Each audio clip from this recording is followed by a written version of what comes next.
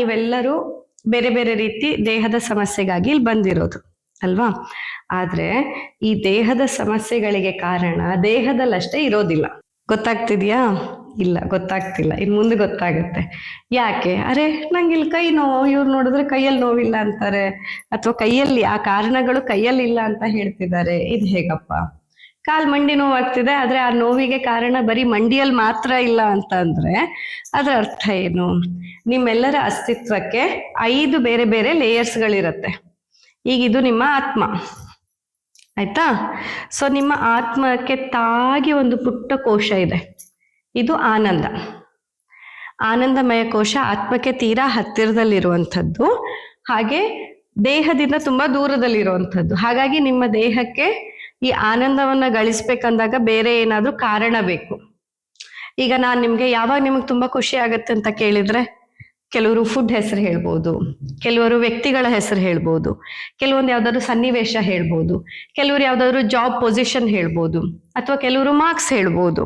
ಅಂದ್ರೆ ನೀವೆಲ್ಲ ನಿಮ್ಮ ನಿಮ್ಮ ಆನಂದವನ್ನ ಯಾವ್ದಾದ್ರೂ ವಸ್ತು, ವಿಷಯ ಅಥವಾ ಸಾಧನೆಯಲ್ಲಿ ನೋಡ್ತೀರಾ. ಆದ್ರೆ ಯಾವ ವಸ್ತುವಿಗೂ ಸಂಬಂಧ ಇಲ್ಲದೆ, ಯಾವ ಸಾಧನೆಗೂ ಸಂಬಂಧ ಇಲ್ಲದೆ, ಯಾವ ವ್ಯಕ್ತಿಯ ಅಗತ್ಯನೂ ಇಲ್ಲದೆ ಇರುವಂತಹ ಒಂದು ಆನಂದದ ಹೊರತೆ ನಿಮ್ಮಲ್ಲಿದೆ.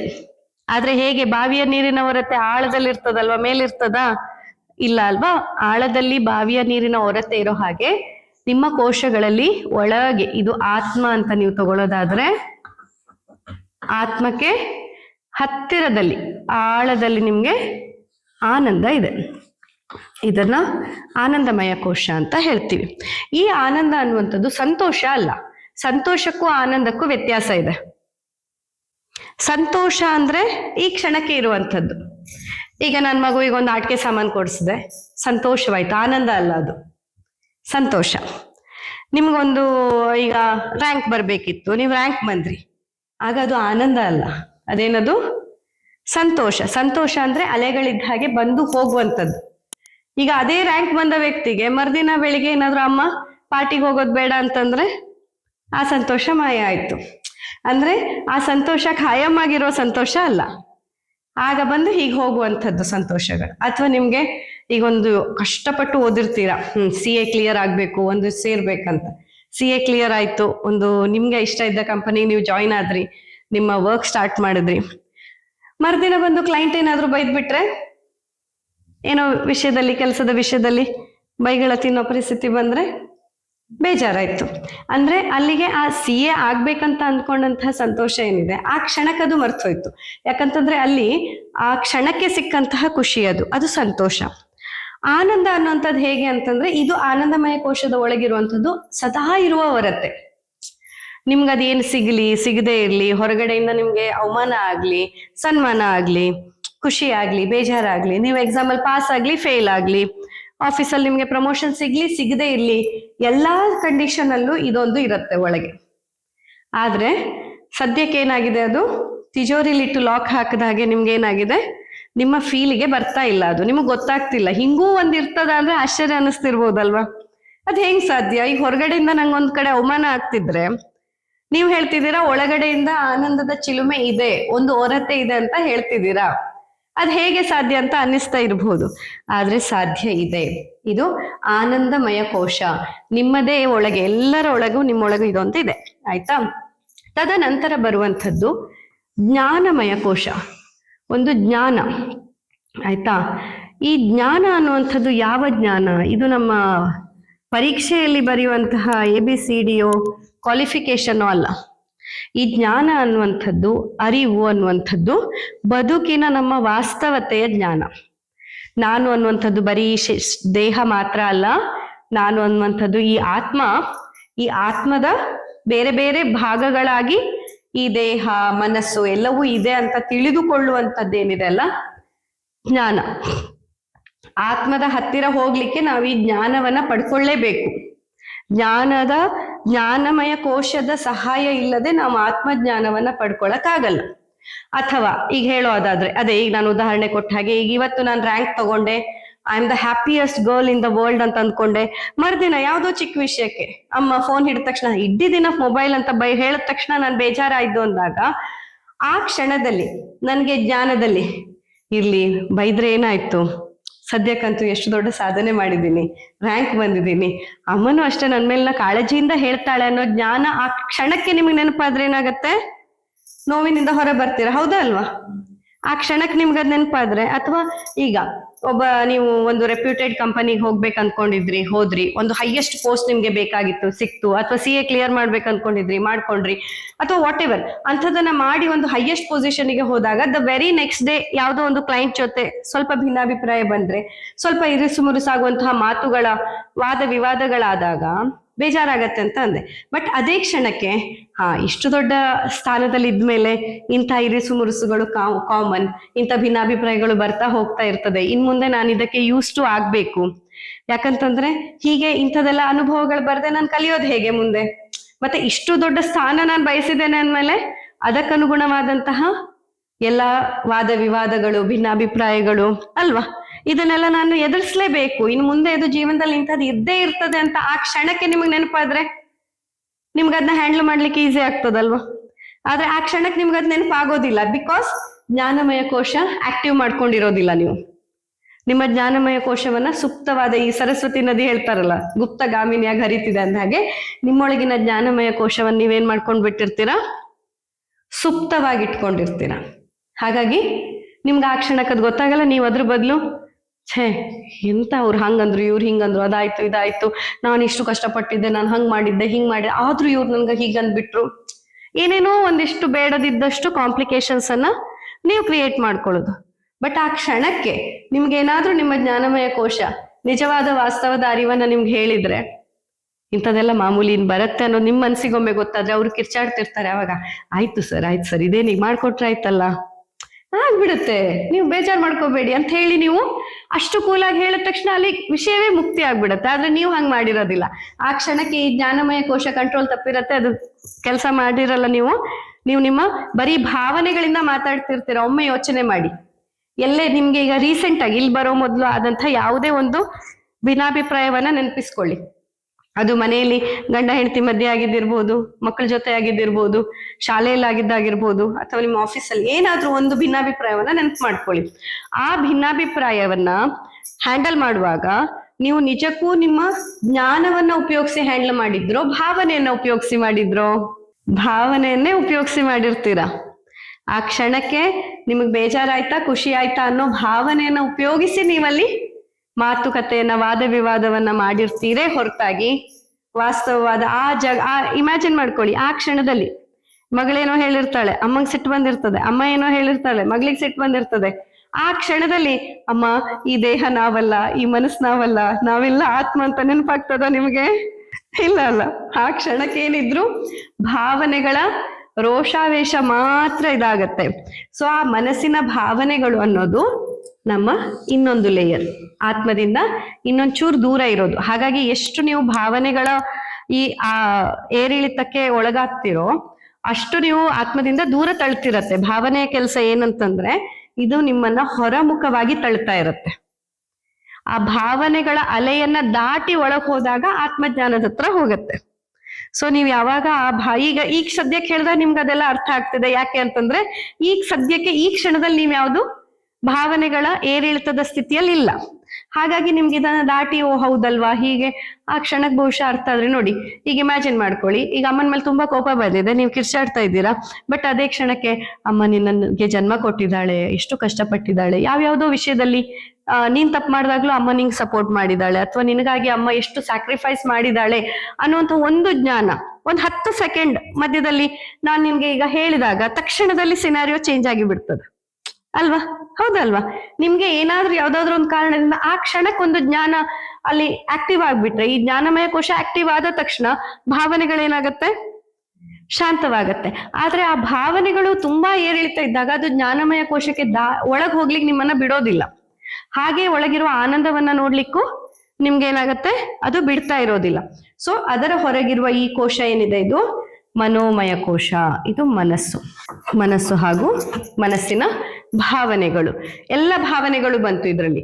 ದುಃಖ, ಕೋಪ, ಅಹಂಕಾರ, ಸಿಟ್ಟು, ಕೀಳರಿಮೆ, ಹೆಮ್ಮೆ, ಮತ್ತೆ ಇನ್ನೇನು ಸ್ವಾಭಿಮಾನ, ಆಮೇಲೆ ಆತ್ಮವಿಶ್ವಾಸ, ಧೈರ್ಯ, ಖುಷಿ, ಕ್ಷಮೆ, ಪ್ರೀತಿ, ಸಹನೆ, ಕರುಣೆ, ಈ ಎಲ್ಲ ಭಾವನೆಗಳು ಎಲ್ಲಿಗೆ ಸಂಬಂಧಪಟ್ಟಿದ್ದು?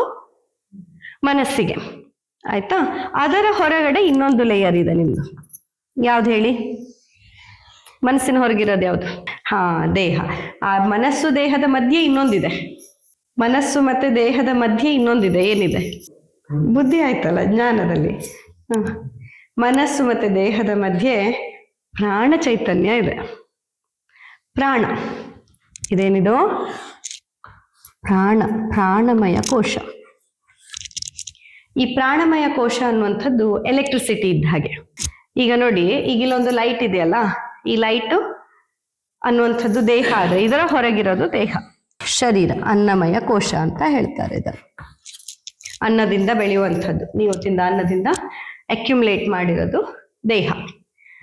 ಸೊ ಈ ಅನ್ನಮಯ ಕೋಶ, ಪ್ರಾಣಮಯ ಕೋಶ, ಮನೋಮಯ ಕೋಶ ಹಾಗೂ ಜ್ಞಾನಮಯ ಕೋಶ ಮತ್ತು ಆನಂದಮಯ ಕೋಶದ ಒಳಗಡೆ ನಿಮ್ಮ ಆತ್ಮ ಸುಪ್ತವಾಗಿ ಇದೆ. ಆ ಆತ್ಮ ಚೈತನ್ಯ ಇದೆಲ್ಲ ಲೇಯರ್ಗಳನ್ನ, ಹೊದಿಕೆಯನ್ನ ಹಾಕೊಂಡಿದೆ. ಯಾವ್ದಕ್ಕೋಸ್ಕರ? ನಾನು ನನ್ನ ಧರ್ಮ, ಅರ್ಥ, ಕಾಮ, ಮೋಕ್ಷಗಳನ್ನ ಜರ್ನಿಯನ್ನ ಮುಂದುವರಿಸ್ಬೇಕಂದಾಗ ಈ ಕೋಶಗಳ ಅಗತ್ಯ ಇದೆ. ಯಾಕಂದ್ರೆ ಆತ್ಮ ನಿರ್ಗುಣ ಮತ್ತು ನಿರಾಕಾರ. ಆತ್ಮಕ್ಕೆ ಶೇಪ್ ಇಲ್ಲ, ಆತ್ಮಕ್ಕೆ ಗುಣಗಳು ಇಲ್ಲ. ಒಳ್ಳೆ ಆತ್ಮ, ಕೆಟ್ಟ ಆತ್ಮ ಅಂತೆಲ್ಲ ಇಲ್ಲ. ಆಯ್ತಾ? ಎಲ್ಲ ಆತ್ಮಗಳು ನಿರ್ಗುಣ ಹಾಗೂ ನಿರಾಕಾರ. ಈ ದೆವ್ವಭೂತಗಳ ಕಥೆಗಳೆಲ್ಲ ನಿಮ್ಗೆ ಸ್ಟೋರಿಗಳೆಲ್ಲ ಅಷ್ಟೇ ಚಂದ. ಆದ್ರೆ ನಿಜವಾಗಿ ಆತ್ಮ ಯಾವುದೇ ಗುಣ ಇಲ್ಲದೆ ಇರುವಂಥ, ಗುಣಾತೀತ, ನಿರ್ಗುಣ, ನಿರಾಕಾರ. ಆಕಾರವೂ ಇಲ್ಲ, ಗುಣವೂ ಇಲ್ಲ. ಆದ್ರೆ ಆಕಾರವೂ ಇಲ್ಲದೆ ಇರೋದ್ರಿಂದ, ಗುಣವೂ ಇಲ್ಲದೆ ಇರೋದ್ರಿಂದ ಅದಕ್ಕೆ ಕರ್ಮಾನುಬಂಧಗಳ ಬಂಧನ ಇಲ್ಲ. ಹಾಗೆ ಕರ್ಮವನ್ನ ಕಳೆದುಕೊಳ್ಳೋ ಅವಕಾಶನೂ ಇಲ್ಲ. ಈಗ ನಾವು ಕರ್ಮ ಕಳ್ಕೊಳ್ಬೇಕಂದಾಗ ಒಳ್ಳೆ ಕೆಲಸ ಮಾಡು ಅಂತಾರೆ, ದಾನ ಧರ್ಮ ಮಾಡು ಅಂತಾರೆ, ಒಳ್ಳೆ ಮಾತುಗಳನ್ನ ಆಡು ಅಂತಾರೆ. ಆದ್ರೆ ಇದನ್ನೆಲ್ಲ ಆಡೋದಕ್ಕೆ ನಮ್ಗೆ ಈ ಕೋಶಗಳು ಬೇಕು. ಗೊತ್ತಾಗ್ತಿದ್ಯಾ? ಈ ಕೋಶಗಳಿಲ್ಲ ಅಂತಂದ್ರೆ ನೀವು ಎಲ್ಲಿದ್ದೀರೋ ಅಲ್ಲೇ ಇರ್ತೀರಾ. ತ್ರಿಶಂಕು ಸ್ಥಿತಿ ಅಂತ ಹೇಳ್ತಾರಲ್ಲ, ಆಚೆಯೂ ಹೋಗಕ್ಕಾಗಲ್ಲ, ಈಚೆಯೂ ಬರಕ್ಕಾಗಲ್ಲ. ಎಲ್ಲಿ ಅಂತಂದ್ರೆ ನಾವು ಒಂದಿಷ್ಟು ಕರ್ಮದ ಮೂಟೆ ಇದೆ ನಮ್ಗೆ, ಆದ್ರೆ ಅದನ್ನ ಕಳ್ಕೊಳ್ಬೇಕಂದಾಗ ಆತ್ಮ ಈ ದೇಹವನ್ನ, ಈ ಪಂಚಕೋಶಗಳನ್ನ ತನ್ನ ಸುತ್ತಲೂ ಹೆಣೆದುಕೊಳ್ಳತ್ತೆ. ತನ್ನ ಸುತ್ತಲೂ ಈ ಕೋಶಗಳನ್ನ ಹೆಣೆದುಕೊಂಡು ಒಂದಿಷ್ಟು ದೂರ ಅದನ್ನ ಈ ದೇಹ ಎಲ್ಲಿ ತನಕ ಎಳ್ಕೊಂಡು ಹೋಗತ್ತಾ ಅಲ್ಲಿ ತನಕ ತಗೊಂಡು ಹೋಗಿ, ಅಲ್ಲಿಗೆ ನನ್ನ ಪಾಪ ಪುಣ್ಯದೆಲ್ಲ ಲೆಕ್ಕಾಚಾರ ಮುಕ್ತ ಆದ್ರೆ ಮೋಕ್ಷದ ಕಡೆ ಹೋಗತ್ತೆ. ಆಗಿಲ್ಲ ಅಂದ್ರೆ ಮತ್ತೆ ಆ ದೇಹ ಬಿಟ್ಟು ಇನ್ನೊಂದು ದೇಹ ಹಿಡ್ಕೊಳತ್ತೆ. ಒಟ್ನಲ್ಲಿ ಈ ಪುನರ್ಜನ್ಮದ ಮಾತುಗಳು ಎಲ್ಲೇ ತನಕ ಬರುತ್ತೆ, ಎಲ್ಲಿಯ ತನಕ ಮೋಕ್ಷ ಪ್ರಾಪ್ತಿ ಆಗೋದಿಲ್ವೋ ಅಲ್ಲಿ ತನಕ ಇದು ನಡೀತಾ ಇರತ್ತೆ. ಹುಟ್ಟು ಸಾವುಗಳೆಲ್ಲ ಸಹಜ ಧರ್ಮವಾಗಿ ಯಾಕೆ ನಡೀತಿರತ್ತೆ ಅಂತಂದ್ರೆ, ಮುಖ್ಯವಾಗಿ ಆತ್ಮಕ್ಕೆ ತನ್ನ ಕರ್ಮಾನುಬಂಧಗಳನ್ನ ಕಳೆದುಕೊಂಡು ಮೋಕ್ಷವನ್ನ ಪಡ್ಕೊಳ್ಬೇಕಾಗಿರತ್ತೆ. ಕರ್ಮಾನುಬಂಧ ಕಳೆದುಕೊಳ್ಬೇಕಂದಾಗ ಇದೆಲ್ಲ ಬೇಕಾಗತ್ತೆ. ಹಾಗಾಗಿ ಈ ಕೋಶಗಳನ್ನ ನಿರ್ಮಿಸ್ಕೊಳ್ಳತ್ತೆ. ಈಗೆಲ್ಲ ಹೇಗೆ ಅಂತಂದ್ರೆ, ನೀವೆಲ್ಲರೂ ಕೂಡ ಈಗ ಪರಮಾತ್ಮನ ಒಂದು ಅಂಶ ಅಂತ ಹೇಳ್ತಾರಲ್ವಾ. ತುಂಬಾ ಸಿಂಪಲ್ ಆಗಿ ಹೇಳ್ಬೇಕಂದ್ರೆ, ಆ ವಾಟರ್ ಬಾಟ್ಲ್ ಕೊಡಿ. ಈಗ ಇಲ್ಲಿ ಒಂದೇ ವಾಟರ್ ಫಿಲ್ಟರ್ ಇಂದ ಅಥವಾ ಈಗ ಒಂದೇ ಬಾವಿಯ ನೀರನ್ನ ನಾವೆಲ್ಲ ಕುಡಿತಾ ಇದ್ದೀವಿ ಅಲ್ವಾ. ಆ ಬಾವಿಯಲ್ಲಿನ ನೀರನ್ನ ಈಗ ಇವರು ಈ ಬಾಟಲ್ ಅಲ್ಲಿ, ಈ ಶೇಪ್ ಅಲ್ಲಿ, ಈ ಗಾತ್ರದಲ್ಲಿ ಇರುವಂತಹ ಈ ಬಾಟಲ್, ನಿಮ್ಮ ಬಾಟಲ್ ಇನ್ನೊಂಥರ, ನಿಮ್ಮದು ಇನ್ನೊಂಥರ. ನೀವು ಲೋಟದಲ್ಲಿ ಇಟ್ಕೊಂಡಿದ್ದದಿದ್ರೆ ಹೊರ ನೋಟಕ್ಕೆ ಈಗ ಇದೆಲ್ಲವನ್ನ ಪಕ್ಕದಲ್ಲಿ ಇಟ್ರೆ, ನಿಮ್ಮೆಲ್ಲರ ನೀರಿನ ಬಾಟ್ಲಿಯನ್ನ ಪಕ್ಕದಲ್ಲಿ ಇಟ್ರೆ ಎಲ್ಲವೂ ವಿಭಿನ್ನ ಅಲ್ವಾ. ಈ ಬಾಟ್ಲ್ ಬೇರೆ, ಇನ್ನೊಂದು ಬೇರೆ, ಬಣ್ಣದಲ್ಲಿ ಬೇರೆ ಇರ್ಬೋದು, ಸೈಜಲ್ಲಿ ಬೇರೆ ಇರ್ಬೋದು, ಆಕಾರದಲ್ಲಿ ಬೇರೆ ಇದ್ದಿರಬಹುದು. ಆದ್ರೆ ಒಳಗಿರುವ ನೀರೇನಾಗಿರುತ್ತೆ? ಒಂದೇ ಆಗಿರುತ್ತೆ. ಆದ್ರೆ ತದನಂತರದಲ್ಲಿ ಆ ನೀರಿಗೆ ಒಬ್ರು ಬಡೆ ಸೊಪ್ಪು ಹಾಕೊಂಡು ಕುಡಿಬಹುದು, ಒಬ್ರು ಅದಕ್ಕೆ ಲೆಮನ್ ಗ್ರಾಸ್ ಹಾಕಿ ಕುಡಿಬಹುದು, ಒಬ್ರು ಆ ಬಿಸಿ ನೀರಿಗೆ ಸ್ವಲ್ಪ ಕಲ್ಸಕ್ಕರೆ ಹಾಕಿ ಕುಡಿಬಹುದು, ಒಬ್ರು ಅವರವರಿಗೆ ಬೇಕಾದಂತೆ ಅವ್ರೇನ್ ಮಾಡ್ಬಹುದು, ಅದನ್ನ ಸಂಸ್ಕಾರ ಕೊಟ್ಟು ಆ ನೀರನ್ನ ಅವ್ರು ಹೇಗೆ ಕುಡಿತಾರೆ ಅನ್ನೋದು ಅವರವರಿಗೆ ಬಿಟ್ಟಿದ್ದು ಅಲ್ವಾ. ಹಾಗೇನೆ ನಮ್ಮೆಲ್ಲರ ಈ ಆತ್ಮ ಒಂದೇ. ದೊಡ್ಡ ಈ ಒಂದು ಸಮುದ್ರದಿಂದ ತೆಗೆದಿಟ್ಟ ನೀರ್ ಹಾಗೆ, ಅಥವಾ ದೊಡ್ಡ ಆಕಾಶದಿಂದ ತೆಗೆದಂತ ಒಂದು ಗಾಳಿ ಇದ್ದ ಹಾಗೆ. ಆದ್ರೆ ಈ ದೇಹ ನಮ್ಗೇನು ಹೊರಗಡೆ ಕಾಣಿಸ್ತಿದೆ, ಮತ್ತೆ ಇದರ ಲೇಯರ್ಸ್ ಗಳೇನಿದೆ, ಇದು ನಾವು ಅಕ್ಯುಮುಲೇಟ್ ಮಾಡ್ಕೊಂಡಿರೋದು. ಅಕ್ಯುಮುಲೇಟ್ ಮಾಡ್ಕೊಂಡಿರುವಂಥದ್ದು ಬೇರೆ ಬೇರೆ ಇರೋದ್ರಿಂದಾನೆ ನಿಮ್ಗೇನ್ ಅನ್ಸುತ್ತೆ, ನಾವೆಲ್ಲ ಬೇರೆ ಬೇರೆ ಅಂತ ಅನ್ಸುತ್ತೆ. ಆದ್ರೆ ಆಕ್ಚುಲಿ ಬೇರೆ ಬೇರೆ ನಾವಲ್ಲ, ಅಂದ್ರೆ ನಮ್ಮ ಆತ್ಮ ಅಲ್ಲ, ನಮ್ಮ ಕೋಶಗಳು ಬೇರೆ ಬೇರೆ. ಯಾವ್ಯಾವ್ದು? ನಮ್ಮಲ್ಲಿನ ಕೋಶಗಳು ಬೇರೆ ಬೇರೆ ಇರೋದು. ನಿಮ್ದು ಬೇರೆ ತರ ಕೋಶ, ನಿಮ್ದು ಬೇರೆ, ನಿಮ್ದು ಬೇರೆ, ನಿಮ್ದು ಬೇರೆ. ಹೇಗೆ ಬಾಟ್ಲಿಗಳು ಬೇರೆ ಬೇರೆ ಆದ್ರೆ ನೀರು ಒಂದೇ ಅಂತ ಹೇಳ್ತೀವಲ್ವಾ, ಹಾಗೇನೆ ಕೋಶಗಳು ನಮ್ಮಲ್ಲಿ ಬೇರೆ ಬೇರೆ ಆದಾಗ ವ್ಯಕ್ತಿತ್ವ ಬೇರೆ ಬೇರೆ ಅಂತ ಅನ್ಸತ್ತೆ. ಆದ್ರೆ ನಾವು ಒಂದೇ ಆಗಿರ್ತೇವೆ ಒಳಗಡೆ ಆತ್ಮಸ್ವರೂಪಿಯಾಗಿ. ಸೊ ಈ ಆತ್ಮಸ್ವರೂಪದ ಈ ಒಂದು ವಿಷಯದಲ್ಲಿ ಏನಾಗತ್ತೆ ಅಂತಂದ್ರೆ, ಕೆಲವೊಮ್ಮೆ ನಿಮ್ಮ ದೇಹದಲ್ಲಿ ಒಂದಿಷ್ಟು ವಿಷಯಗಳೇನ್ ಕಾಣಿಸ್ತಾ ಇರತ್ತಲ್ವಾ, ಯಾಕೆ ನಿಮ್ಗೆ ದೇಹಕ್ಕೆ ಈ ಎಲ್ಲ ಲಕ್ಷಣಗಳನ್ನ ಕೊಡ್ತಾ ಬರುತ್ತೆ ಒಳಗಿರುವ ಲೇಯರ್ಗಳಂತಂದ್ರೆ, ದೇಹ ಮಾತ್ರ ನಿಮ್ ಕಣ್ಣಿಗೆ ಕಾಣುತ್ತೆ. ನಿಮ್ ಪ್ರಾಣ ಚೈತನ್ಯ ಕಣ್ಣಿಗೆ ಕಾಣತ್ತಾ? ಮನಸ್ಸು ಅನ್ನೋದು ಫೀಲ್ ಆಗತ್ತೆ, ಬಟ್ ಕಾಣತ್ತಾ ಕಣ್ಣಿಗೆ? ಇಲ್ಲ. ಜ್ಞಾನ ಮತ್ತೆ ಆನಂದ ಅಂತೂ ಬಿಟ್ಟು ಬಿಡಿ, ತುಂಬಾ ದೂರದ ಮಾತು, ತುಂಬಾ ಒಳಗಿರೋ ಅಂಥದ್ದು. ನಾವು ಅಲ್ಲಿಯ ತನಕ ಅಗಿಯೋದೇ ಇಲ್ಲ ಅಲ್ವಾ. ನಮ್ಗೆ ಕಾಣುವಂಥದ್ದು ಬರೀ ಸರ್ಫೇಸ್ ಮೇಲಿರೋ ನೆಲ ಮಾತ್ರ, ಅದು ಈ ದೇಹ. ಈ ದೇಹ ಮಾತ್ರ ನಮಗ್ ಕಾಣಿಸ್ತಾ ಇರೋದು. ಹಾಗಾಗಿಯೇ ಒಮ್ಮೊಮ್ಮೆ ನಿಮ್ಮ ಪ್ರಾಣ ಚೈತನ್ಯದಲ್ಲಿ ವ್ಯತ್ಯಾಸ ಇದ್ರು, ನಿಮ್ಮ ಮನೋಮಯ ಕೋಶದಲ್ಲಿ ವ್ಯತ್ಯಾಸ ಇದ್ರು, ನಿಮ್ಮ ಜ್ಞಾನಮಯ ಕೋಶದಲ್ಲಿ ವ್ಯತ್ಯಾಸ ಇದ್ರು, ನಿಮ್ಮ ಆನಂದಮಯ ಕೋಶಕ್ಕೆ ಹಾನಿ ಆದ್ರೂ ಕೂಡ ಅದು ದೇಹದ ಮೂಲಕ ಅದನ್ನ ವ್ಯಕ್ತಪಡಿಸತ್ತೆ. ಯಾಕಂದ್ರೆ ನಿಮಗೆ ಅರ್ಥ ಆಗೋ ಭಾಷೆ ದೇಹ ಮಾತ್ರ.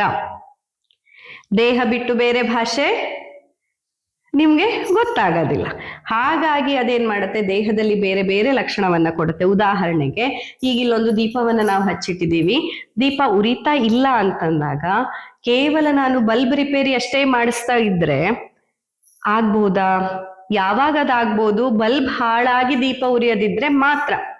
ಬಟ್ ಇಮ್ಯಾಜಿನ್, ಕರೆಂಟ್ ಸಪ್ಲೈ ಇಲ್ಲ ಇವತ್ತು, ಅಥವಾ ಎಲೆಕ್ಟ್ರಿಸಿಟಿ ಇಲ್ಲಿ ಕಟ್ ಆಫ್ ಆಗಿದೆ, ಆದ್ರೆ ನಾನ್ ಮಾತ್ರ ಪದೇ ಪದೇ ಬೇರೆ ಬೇರೆ ಅಂಗಡಿಗೆ ಹೋಗೋದು, ಬಲ್ಬ್ ತರೋದು, ಹಾಕ್ ನೋಡೋದು, ಮತ್ತೊಂದು ಅಂಗಡಿಗೆ ಹೋಗೋದು, ಬಲ್ಬ್ ತರೋದು, ಹಾಕ್ ಹೋಗೋದು, ಮತ್ತೆ ಇದು ಸರಿ ಇಲ್ಲ ಬಲ್ಬ್ ಅನ್ನೋದು, ಇನ್ನೊಂದು ಅಂಗಡಿಗೆ ಹೋಗೋದು, ಬಲ್ಬ್ ತರೋದು, ಹಾಕ್ತಾ ಇರೋದು ಮಾಡ್ತಾ ಇದ್ರೆ ನಿಮ್ಗೆ ಏನ್ ಅನ್ಸುತ್ತೆ? ಅಷ್ಟು ಗೊತ್ತಾಗಲ್ವಾ ನಿಮ್ಗೆ? ನಮ್ ಬಲ್ಬ್ ಸಮಸ್ಯೆ ಅಲ್ಲ ಇದು. ಯಾವ ಸಮಸ್ಯೆ?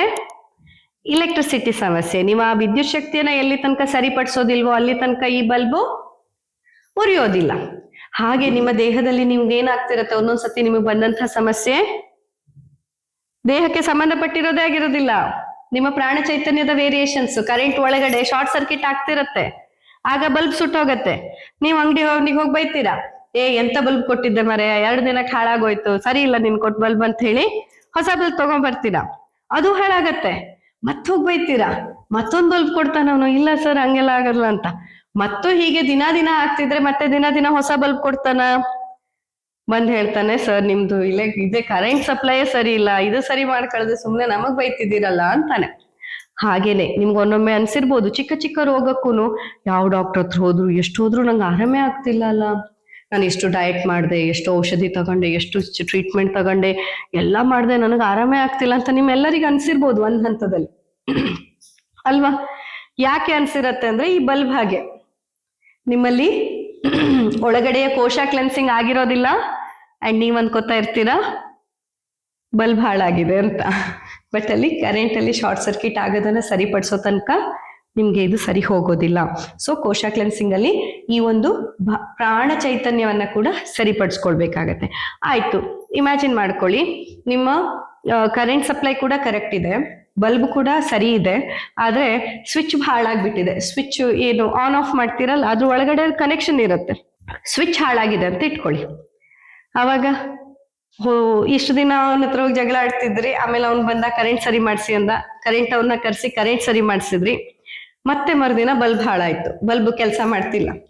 ಮತ್ತೆ ಹೋಗಿ ಬಲ್ಬ್ ಅಂಗಡಿ ಅವನಿಗೆ ಹೇಳಿದ್ರಿ, ಅವನಂದ ಇಲ್ಲ ನಿಮ್ಗೆ ಕರೆಂಟಿನವ್ರಿಗೆ ಹೇಳಿದ್ನಲ್ಲ ಅಂತ. ಕರೆಂಟ್ ಅವ್ರನ್ನ ಮತ್ತೆ ಕರ್ಸಿದ್ರಿ, ಅವ್ರು ಪೂರ್ತಿ ಲೈನ್ ಚೆಕ್ ಮಾಡಿದ್ರು, ಅವ್ರೇನ್ ಹೇಳ್ತಾರೆ, ಇಲ್ಲ ಕರೆಂಟ್ ಸರಿ ಇದೆ, ಶಾರ್ಟ್ ಸರ್ಕ್ಯೂಟ್ ಆಗಿಲ್ಲ ಅಂದ್ರು. ಆದರೆ ಅವಾಗ ಏನ್ ಗೊತ್ತಾಗತ್ತೆ, ಸ್ವಿಚ್ ನಿಮ್ದು ಲೂಸ್ ಆಗಿದೆ, ಸ್ವಿಚ್ ಕನೆಕ್ಷನ್ ಕಳ್ಕೊಂಡಿದೆ, ಸ್ವಿಚ್ ಸರಿ ಕೆಲಸ ಮಾಡ್ತಿಲ್ಲ, ಸ್ವಿಚ್ ಹಾಳಾದ ಕಾರಣಕ್ಕಾಗಿ ಬಲ್ಬ್ ಉರಿತಾ ಇಲ್ಲ. ಇಲ್ಲಿ ಆ ಸ್ವಿಚ್ ಅನ್ನುವಂಥದ್ದು ನಿಮ್ಮ ಮನಸ್ಸು. ಕೆಲವೊಂದ್ಸತಿ ಏನಾಗಿರುತ್ತೆ ಅಂದ್ರೆ, ಪ್ರಾಣ ಚೈತನ್ಯ ಚೆನ್ನಾಗಿರುತ್ತೆ, ಆದ್ರೆ ಆ ಪ್ರಾಣ ಚೈತನ್ಯದ ಹರಿವು ಸರಿ ಇರೋಕ್ಕೆ ನೀವು ಮನಸ್ಸು ಮಾಡ್ಬೇಕಾಗತ್ತೆ. ಬಟ್ ಒಮ್ಮೊಮ್ಮೆ ನಿಮ್ಮ ಮನಸ್ಸಿನಲ್ಲಿ ಕೋಪ, ದ್ವೇಷ, ಮನಸ್ತಾಪ, ಕೀಳರಿಮೆ ಅಥವಾ ಭಯ, ಆತಂಕ, ಹಿಂಜರಿಕೆ, ಅಹಂಕಾರ, ಇಂತಹ ಭಾವನೆಗಳು ತುಂಬಿಕೊಂಡಾಗ ಏನಾಗತ್ತೆ, ಆ ಸ್ವಿಚ್ ಹಾಳಾದಂತೆ ನಿಮ್ಮ ಮನಸ್ಸು ಹಾಳಾಗತ್ತೆ. ಅಂಡ್ ಈ ಹಾಳಾದಂತ ಮನಸ್ಸು ಏನ್ ಮಾಡತ್ತೆ, ನಿಮ್ಮ ಪ್ರಾಣ ಚೈತನ್ಯವನ್ನ ಮತ್ತು ನಿಮ್ಮ ದೇಹದ ಅಂಗಾಂಗಗಳನ್ನ ನಿಶ್ಚಲಗೊಳಿಸತ್ತೆ. ಆ್ಯಂಡ್ ನೀವು ಅನ್ಕೋತೀರಾ ನಂಗೆ ಯಾಕೆ ಈ ರೋಗ ಬಂತು, ನಾನೇನು ತಪ್ಪು ಮಾಡಿದ್ದೆ, ನನಗೆ ಯಾಕೆ ಬಂತು ಅಂತ ಇನ್ನಷ್ಟು ನೀವು ಮಾನಸಿಕವಾಗಿ ಕೊರಗ್ತಾನೆ ಹೋದ್ರೆ ಈಗ ಹೇಳಿ ಆ ಸಮಸ್ಯೆ ಹೆಚ್ಚಾಗತ್ತಾ ಕಮ್ಮಿ ಆಗತ್ತಾ? ಈಗ ನಿಮ್ಮ ಮನಸ್ಸಿನ ಭಾವನೆಗಳ ಕಾರಣದಿಂದವೇ ಒಂದು ಬಂದ ರೋಗ ಆದ್ರೆ ಅದನ್ನ ನೀವು ಅರ್ಥಕೊಳ್ದೆ ನೀವು ಒಂದೇ ಕೋಪ ಯಾಕೆ ನಂಗೆ ಬಂತು ರೋಗ ಅಂತ ಕೋಪಕ್ಕೋ ಅಥವಾ ಯೋಪ ಯಾಕೆ ಬಂತು ಅಂತ ಬೇಜಾರಿಗೋ ಕೀಳರಿಮೆನೋ ಹಿಂಜರಿಕೆನೋ ಅಥವಾ ಕೊರಗುವಿಕೆನೇ ನೀವು ಹೆಚ್ಚು ಮಾಡ್ಕೊಂಡ್ರೆ ರೋಗ ಏನಾಗತ್ತೆ? ಇನ್ನೂ ಹೆಚ್ಚೇ ಆಗತ್ತೆ. ನೀವು ಎಂಥದೇ ಮಾಡಿ ಆ ಬಲ್ಬಿಗೆ ನೀವು ಎಷ್ಟೇ ಕೇರ್ ತಗೊಳ್ಳಿ, ಬಲ್ಬನ್ನ ಎಷ್ಟೇ ಸ್ಮೂತ್ ಆಗಿ ಹ್ಯಾಂಡಲ್ ಮಾಡಿ, ಬಲ್ಬ್ ವರ್ಕ್ ಆಗತ್ತಾ? ಇಲ್ಲ. ಇದು ಹಾಗೇನೆ ನೀವು ಹೇಳ್ತಿರಲ್ಲ ಡೈಲಿ ವ್ಯಾಯಾಮ ಮಾಡ್ತೇನೆ, ಔಷಧಿ ಒಂದಿನ ತಪ್ಸುದಿಲ್ಲ, ಡಯಟ್ ಸರಿ ಮಾಡ್ತೇನೆ, ಮತ್ತೆ ಎಂತದು ಎಲ್ಲದೂ ಮಾಡ್ತೇನೆ, ಪ್ರಾಣಾಯಾಮ ಮಾಡ್ತೇನೆ, ಎಲ್ಲ ಮಾಡಿದ್ರು ನಂಗೆ ಹುಷಾರಾಗ್ಲಿಲ್ಲ, ಯಾಕೆ ಡಾಕ್ಟರ್ ಅಂತ ಹೇಳ್ತಿರಲ್ಲ, ಯಾಕೆ ಅಂತ ಈಗ ಉತ್ತರ ಗೊತ್ತಾಯ್ತಾ? ಯಾಕೆಂದ್ರೆ ಮನಸ್ಸಿನಲ್ಲಿ ಯಾವುದೋ ಒಂದು ನಿಮ್ಮಲ್ಲಿ ಅಡ್ಕೊಂಡಿರತ್ತೆ, ಹುಡುಕಿ ಯಾವುದು ಅಂತ, ನಿಮ್ಮಲ್ಲಿರೋ ಕೊರಗೋ ಅಥವಾ ನಿಮ್ಮಲ್ಲಿನ ದುಃಖನೋ ಅಥವಾ ನಿಮ್ಮೊಳಗಿರೋ ಕೋಪನೋ ಅಹಂಕಾರನೋ ಯಾವುದೋ ಒಂದು ಕಾರಣ ಇರುತ್ತೆ. ಅದು ನಿಮ್ಗೆ ಪದೇ ಪದೇ ಪದೇ ರೋಗವನ್ನ ಬಿಟ್ಟು ಹೋಗದಿದ್ದಂಗೆ ಮಾಡ್ತಾ ಇರುತ್ತೆ. ಆಯ್ತು, ಸ್ವಿಚ್ಚು ಸರಿ ಇದೆ, ಅವ್ನು ಸ್ವಿಚ್ಚು ಸರಿ ಮಾಡಿ ಹೋದ, ಎಲ್ಲ ಕರೆಕ್ಟ್ ಇತ್ತು. ಆದ್ರೆ ಮರುದಿನದಿಂದ ಏನಾಗ್ಬಿಡ್ಬೋದು, ಯಾರೋ ಹೊಸಬ್ರು ಬಂದವರು ಅಣ್ಣ ನಿಮ್ಮನೆ ಲೈಟ್ ಆಗ್ತಿಲ್ಲ ಅಂತ ಹೇಳ್ಬೋದು. ಹೌದಾ, ಎಲ್ಲ ಸರಿ ಮಾಡಿಸಿದ್ನಲ್ಲ, ಯಾಕೆ ಲೈಟ್ ಆಗ್ತಿಲ್ಲ ಅಂತ ನೋಡಿದ್ರೆ ಇವನ್ ಯಾವ್ದೋ ಬೇರೆ ಸ್ವಿಚ್ ಹಾಕ್ತಾ ಇರ್ತಾನೆ. ಅಂದ್ರೆ ಈ ಬಲ್ಬಿಗೆ ಯಾವ ಸ್ವಿಚ್ ಅಂತ ಗೊತ್ತಿಲ್ಲದೆ ಇದ್ದಾಗ ಅದು ಜ್ಞಾನವಿಹೀನವಾದಂತಹ ಸ್ಥಿತಿ, ಅಜ್ಞಾನದಿಂದ. ಈಗ ಸ್ವಿಚ್ ಹಾಕಿದ್ರೆ ಲೈಟ್ ಆಗತ್ತೆ ಕರೆಕ್ಟ್, ಆದ್ರೆ ಯಾವ ಸ್ವಿಚ್ ಹಾಕಿದ್ರೆ ಅನ್ನುವಂಥ ಜ್ಞಾನ ಬೇಕಲ್ವಾ? ಯಾರೋ ಹೊಸಬ ಇನ್ನೂ ಕೂಡ ಮೊಬೈಲೇ ಮುಟ್ಟದೆ ಇದ್ದವನ ಕೈ ಮೊಬೈಲ್ ಕೊಟ್ಟಾಗ ಎಲ್ಲಾ ಆಪ್ಸ್ ಅನ್ನು ಯೂಸ್ ಮಾಡ್ಲಿಕ್ಕೆ ಆಗತ್ತ ಅವನಿಗೆ? ಇಲ್ಲ. ಯಾಕೆ? ಅದರ ಅರ್ಥ ಮೊಬೈಲ್ ಹಾಳಾಗಿದೆ ಅಂತನ? ಇಲ್ಲ, ಆತನಿಗೆ ಇದರ ಬಳಕೆಯ ಅರಿವು ಇಲ್ಲ. ಇದನ್ನ ಹೆಂಗ್ ಮೊಬೈಲ್ ಅಲ್ಲಿ ಏನೋ ಮಾಡಿದ್ರೆ ಯಾರ್ದೋ ಬಾಡಿಗೆ ಕಾರ್ ನನ್ನ ಎದುರು ಬಂದ್ ನಿಲ್ಲತ್ತ, ಒಬ್ಬನಿಗೆ ವಿಸ್ಮಯ ಅನ್ನಿಸ್ಬೋದು, ಆದ್ರೆ ನಿಮಗಿದು ಮಾಮೂಲಿ ವಿಷಯ ಅಲ್ವಾ? ದಿನ ಬೆಳಗಾದ್ರೆ 2 ನಿಮಿಷ ಅಲ್ಲ, 1 ನಿಮಿಷದೊಳಗಡೆ ಬುಕ್ ಮಾಡಿ ಹೋಗ್ತಾ ಇರುವಂಥದ್ದು.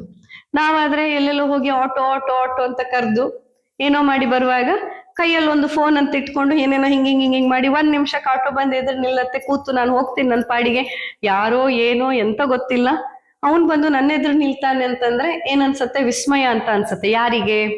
ಇದರ ಅರಿವೇ ಇಲ್ಲದಿದ್ದವನಿಗೆ, ಇನ್ನೂ ಹುಟ್ಟ ಇಂತಹ ಒಂದು ಕಾನ್ಸೆಪ್ಟ್ ಇದೆ ಅಂತಾನೆ ಗೊತ್ತಿಲ್ದಿದ್ದವನಿಗೆ ಏನ್ ಅನ್ಸತ್ತೆ? ಇದು ವಿಸ್ಮಯ ಅಂತ ಅನ್ಸತ್ತೆ.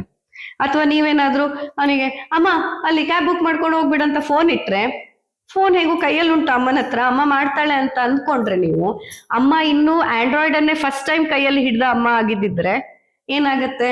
ಅಮ್ಮ ಕ್ಯಾಬ್ ಹಿಡ್ಕೊಂಡು ಹೋಗಕ್ಕಾಗತ್ತಾ? ಇಲ್ಲ. ಅದ್ರ ಅರ್ಥ ಫೋನ್ ಸರಿ ಇಲ್ವಾ, ಆಪ್ ಸರಿ ಇಲ್ವಾ, ಅಥವಾ ಹಣ ಇಲ್ವಾ, ಎಲ್ಲ ಇದೆ, ಬಟ್ ಅದರ ಜ್ಞಾನ ಇಲ್ಲ. ಜ್ಞಾನ ಇಲ್ಲದೆ ಇದ್ದಾಗ್ಲೂ ಅದರ ಉಪಯೋಗ ಶೂನ್ಯ. ಈ ದೇಹ, ಪ್ರಾಣ, ಮನಸ್ಸು ಎಲ್ಲದರ ಉಪಯೋಗ ಏನಾಗತ್ತೆ? ಶೂನ್ಯ ಆಗ್ಬಿಡುತ್ತೆ. ಹಾಗಾಗಿ ಜ್ಞಾನದ ಅಗತ್ಯ ತುಂಬಾ ಇದೆ ಜೀವನದ ಪ್ರತಿ ಹಂತದಲ್ಲಿ, ರೋಗದ ಪ್ರತಿ ಹಂತದಲ್ಲಿ. ನೀವು ಈ ರೋಗದಿಂದ ಹೊರ ಬರ್ಬೇಕಂದ್ರೆ ನಿಮಗೆ ಜ್ಞಾನದ ಅಗತ್ಯ ತುಂಬಾ ಇದೆ. ಮತ್ತೆ ವಾಸ್ತವಕ್ಕೆ ವಾಪಸ್ ಬರೋದು, ಪ್ರತಿ ಸತಿ ಪೇನ್ ಬಂದಾಗ್ಲೂ ಓಕೆ, ಈ ಆತ್ಮ ಈ ಒಂದು ದೇಹದಲ್ಲಿ ಕರ್ಮವನ್ನ ಕಳ್ಕೊಳ್ಳಿಕ್ಕೆ ಅಂತಾನೆ ಈ ಕೋಶ ಮಾಡ್ಕೊಂಡಿರೋದು. ಅರ್ಥ ಮಾಡ್ಕೊಳ್ಳಿ, ನಿಮ್ಮನ್ನ ಹಾಯಾಗಿ ಈ ದೇಹವನ್ನ ಇದ್ದ ಸ್ಥಿತಿಯಲ್ಲೇ ಇಡ್ಲಿಕ್ಕೆ ಬಂದಿದ್ದಲ್ಲ. ದೇಹ ಅನ್ನೋದು ಜರ್ಜರಿತ ಆಗ್ಲೇಬೇಕು. ಯಾವ್ದ್ರಿಂದ ಆಗ್ಬೇಕು? ಕರ್ಮ ಕ್ಷಯಕ್ಕಾಗಿ ಅದು ಜರ್ಜರಿತ ಆಗ್ಲೇಬೇಕು.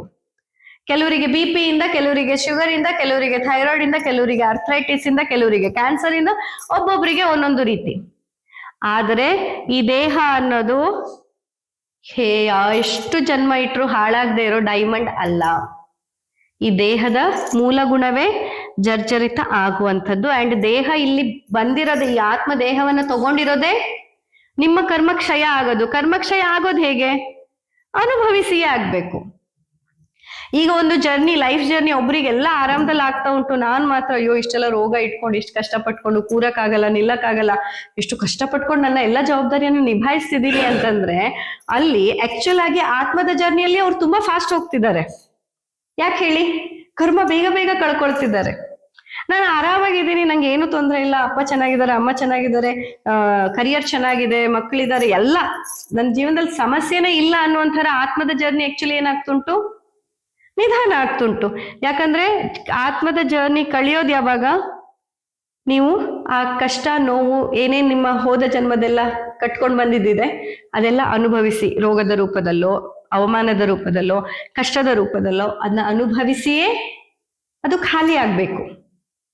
ಸೊ ನಾನು ಅದು ಅನುಭವಿಸ್ತಿಲ್ಲ ಅಂದ್ರೆ ಸದ್ಯಕ್ಕೆ ನನ್ನ ಆತ್ಮದ ಜರ್ನಿ ನಿಧಾನಗತಿಯಲ್ಲಿ ಆಗ್ತಿದೆ, ಸದ್ಯಕ್ಕೆ ನಂಗೆ ಆತ್ಮ ಸ್ವಲ್ಪ ಎಂಜಾಯ್ ಮಾಡ್ಕೋ, ಸ್ವಲ್ಪ ಖುಷಿಯಾಗಿರು ಅಂತ ಬಿಟ್ಟಿದೆ ಅಷ್ಟೇ. ಆದ್ರೆ ಆತ್ಮದ ಜರ್ನಿಯಲ್ಲಿ ನಾನು ಹಿಂದೆ ಬೀಳ್ತಾ ಇದ್ದೇನೆ. ಅದಕ್ಕಾಗಿ ನೋಡಿ ಸಾಧು ಸಂತರೆಲ್ಲ ಎಲ್ಲೆಲ್ಲೋ ಹಿಮಾಲಯಕ್ಕೆ ಹೋಗಿ ಎಲ್ಲೆಲ್ಲೋ ಕೂತ್ಕೊಳ್ತಾರೆ. ಆ ಕಟ್ಕಡ ಅಂತ ನಡು ಇದರಲ್ಲಿ ನಮ್ಗೆ ಒಂದು ಲೇಯರ್ ಮೇಲೆ ಲೇಯರ್ ಹಾಕೊಂಡಿದ್ರು ಫೋಟೋ ಕ್ಲಿಕ್ ಮಾಡಕ್ಕಂತ 2 ನಿಮಿಷ ಗ್ಲೌಸ್ ತೆಗೆದ್ರೆ ನಮ್ ಕೈ ಏನಾಗತ್ತೆ, ಮರ್ಗೆಟ್ಟತ್ತೆ. ಅಂಥದ್ರಲ್ಲಿ ನಾಗ ಸಾಧುಗಳು ದೇಹದ ಮೇಲೆ ಒಂದೇ ಒಂದು ಬಟ್ಟೆಯ ಒಂದು ಪೀಸ್ ಕೂಡ ಇಲ್ಲದೆ ಹಿಮದಲ್ಲೇ ನಡೆದಾಡ್ತಿರ್ತಾರೆ. ಹೆಂಗೆ ಸಾಧ್ಯ? ಅವರಿಗೂ ಅದೇ ದೇಹ, ನಮಗೂ ಅದೇ ದೇಹ, ಅವರೊಳಗೂ ಅದೇ ಮೆಕ್ಯಾನಿಸಮ್, ನಮ್ಮೊಳಗೂ ಅದೇ. ಅವ್ರಿಗೆ ಬೇರೆ ಹಾರ್ಟ್ ಕೊಟ್ಟಿದ್ದಾನ? ಅವ್ರಿಗೆ ರಕ್ತ ಸಂಚಾರ ಬೇರೆ ಏನಾದ್ರು ಸಿಸ್ಟಮ್ ಉಂಟಾ? ಬೇರೆ ಪಂಪ್ ಸೆಟ್ ಅಳವಡಿಸ್ಕೊಂಡಿದ್ದಾರ? ಇಲ್ಲ ಅಲ್ಲ. ನಮಗಾದ್ರೆ ರಕ್ತ ಸಂಚಾರವೇ ಆಗದೆ ಕಾಟ್ ಆಗ್ಬಿಡ್ತದೆ, ಹೋಗ್ಬೋದು, ಕಾಟ್ ಆಗ್ಬಿಡ್ತದೆ. ಆದ್ರೆ ಅವರಿಗೆ ಏನೂ ಆಗೋದಿಲ್ಲ. ಹೇಗೆ ಸಾಧ್ಯ ಇದು? ಯಾಕಂತಂದ್ರೆ ನಾವು ನಮ್ಮ ಭಾವನೆಗಳ ಕೈಗೆ ನಮ್ಮ ದೇಹವನ್ನ ಕೊಟ್ಬಿಟ್ಟಿದೀವಿ. ಆ ಚಳಿ ಅಂದ್ರೆ ಹೀಗಾಗತ್ತೆ, ಫ್ರೀಸ್ ಆಗತ್ತೆ ಅನ್ನೋ ಭಾವನೆಯೇ ನಮ್ಗೆ ಎಷ್ಟೊಂದು ಸತಿ ಈ ಸಿಂಪ್ಟಮ್ಸ್ ಅನ್ನ ಕೊಡ್ತಿರತ್ತೆ.